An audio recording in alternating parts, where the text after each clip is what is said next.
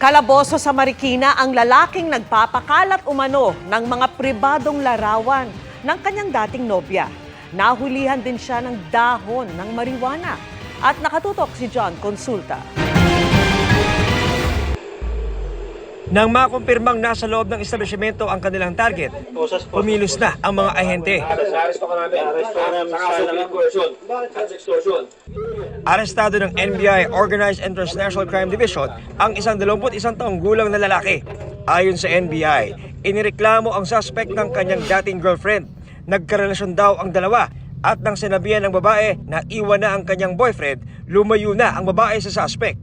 Dito na umano gumawa ng group chat ang suspect kasama ang mga magulang at mga kaibigan ng complainant. Saka siya nag-post ng mga pribadong larawan nito.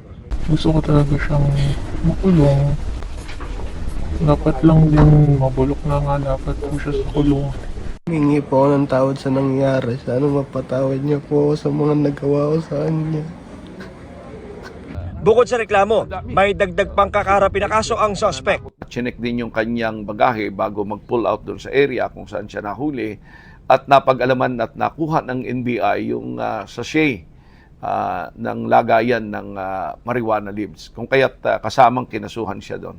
Nahanap ang suspect sa reklamong paglabag sa Anti-Photo and Voyeurism, Dangerous Drugs Law, Grave Threats, Anti-Alias Law, Anti-Violence Against Women and Children at Cybercrime Prevention Act. Para sa GMA Integrated News, John Consulta, nakatutok 24 oras.